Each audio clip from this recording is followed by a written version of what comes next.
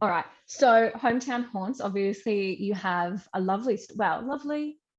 It's a horror book. I don't even think we should use the word lovely in connection with horror, but you have a very well written story in it. And Thank you. I have two questions. I'm asking only two questions about this. The first Okay. for me is well, first for you, what is to you at the crux of, and from a technical author's perspective, what is at the crux of horror and horror stories? Hmm. Well, I guess I can really just come from me as a reader, because I certainly am no expert in writing horror. I personally just, I find I need horror. Obviously I like it to be scary. I personally like unnerving, unsettling stories, but I also love a good scare. But I guess at the crux of horror is just probably the same attitude I have with thrillers. Is, it's for me, I like to read an entertaining story, and I like to craft an entertaining story. So for me, it's very much just tied into entertainment. And entertainment is everything from, creating a story with a very clear beginning, middle, and end. So whether it's an 85,000 word book, or whether it's a 5,000 word short story, or a 1,000 word short story, I feel like it just needs to have a very clear structure, but it needs to have that building tension. So horror can be lots of different things. Horror can be gory. Horror can be just very mildly unsettling. Horror can be just, lots of visual jump scares like in horror movies, but also just outright gore and creepy stuff in books, like certain scenes from Stephen King books have just stayed with me throughout my entire life, that I read when I was a teenager. And it was kind of a revelation in a way, because it was so visceral, the descriptions, and so disturbing, but it was just had my heart racing so hard. And I think for me, that's horror, is just to feel that uncomfortable, feel those uncomfortable feelings, feel the heart racing, and then have a bloody good scare, and then be able to put that book down or walk away from the movie and get on with your life, and have experienced something through fiction or through film or something like that, that you can then, walk back to your safe life, having had a very safe thrill within the confines of your home. And so, for me, I personally love a good scare. And so in writing my story was a bit of a journey, and for this book, because when I first started writing, the story that appears in the book is the third story I actually wrote. Really? The first story was very psychological, and which is kind of, I guess, my wheelhouse to a degree, because of the books that I'd written so far, and another one that I'm currently working on. So, but I found as I was reading it, well, for starters, I got to around about the 5,000 word count, and I thought, I'm only about two-thirds of the way through. And so I thought, this is a bigger story that I can tell probably in what I want for this submission. So then I started on another story, which was also psychological, but also kind of a little bit, had a little bit of gore in it, a little bit of really disturbing kind of family dynamic and everything. And I really did like that. But I thought, what I really want is, I really want teenagers to pick up this book and read my story and get scared, because I felt like, if I'm picking up a horror short story, I want to be creeped out, but I want to have a little bit of a scare. I want to put it down and go, whew, after I've read it. So that was how I came to write the third story, which is Stop, right. Revive, Survive, which now appears in the book.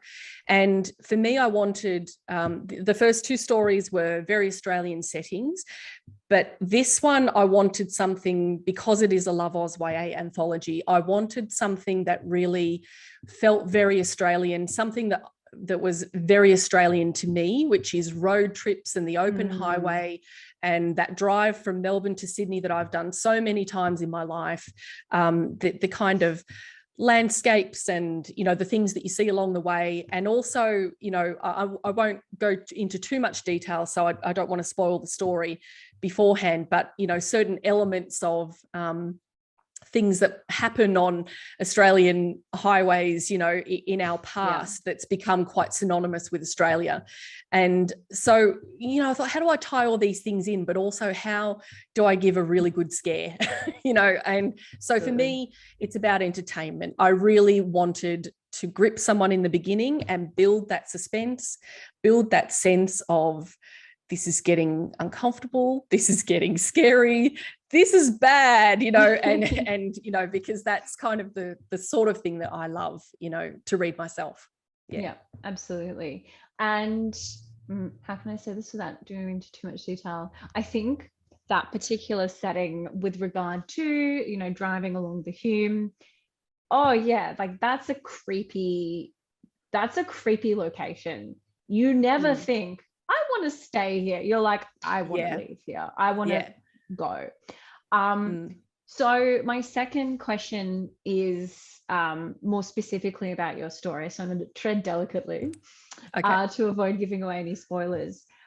But what I'm really interested in is you tease the idea of what is the monster.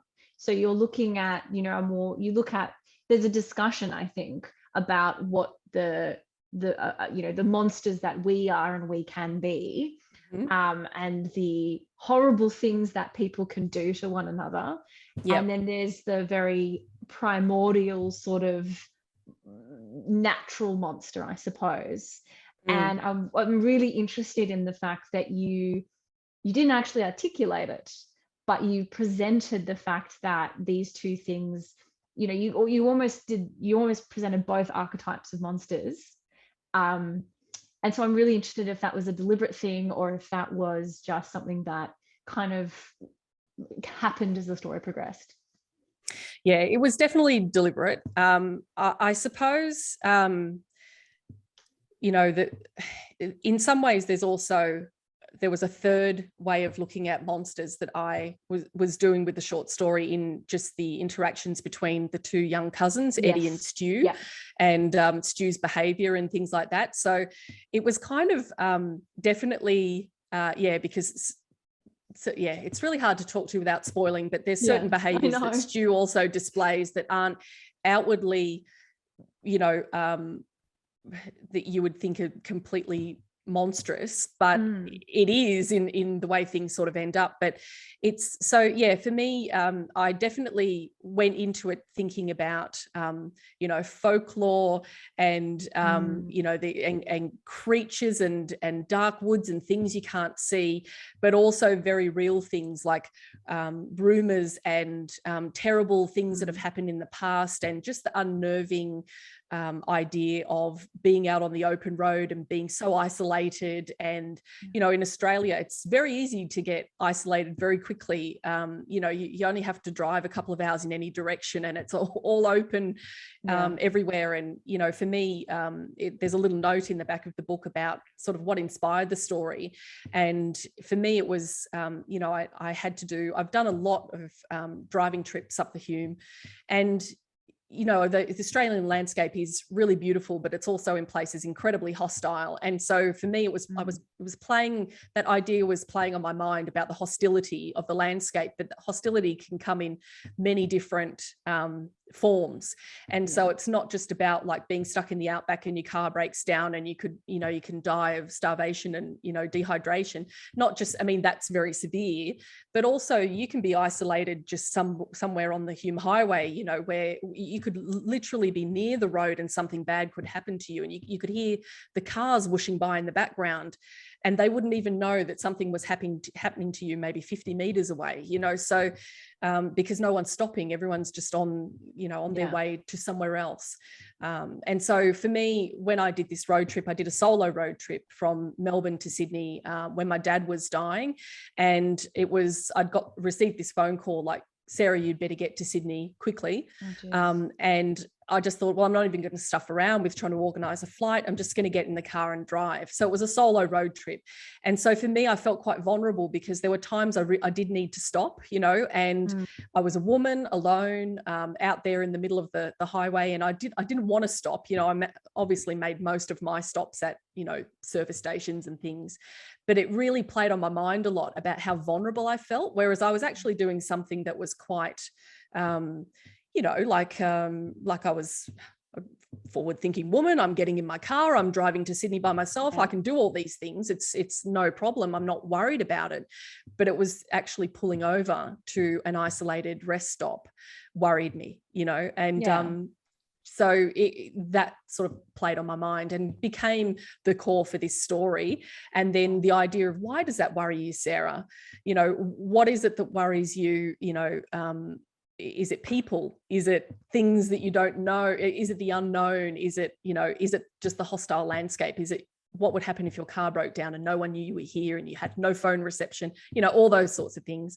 So anyway, that was kind of how the story sort of developed. But monsters was definitely, something that was playing on my mind, and very much that strip of highway. There's a certain bit of highway that's very well known in Australia for all the wrong reasons, and I sort of wanted to play up with that a little bit too, and the story turned into what it turned into. And I won't say too much because I want people to read it and sort of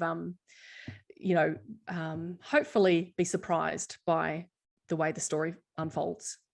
No, I think it did that. I think what I really liked was how you can see you never quite know what to expect. You never quite know, and I think what your story in particular did really well was you as the reader think is going in a particular direction, and you as the author have given us certain clues and primed us in certain ways, but that isn't necessarily exactly what happens.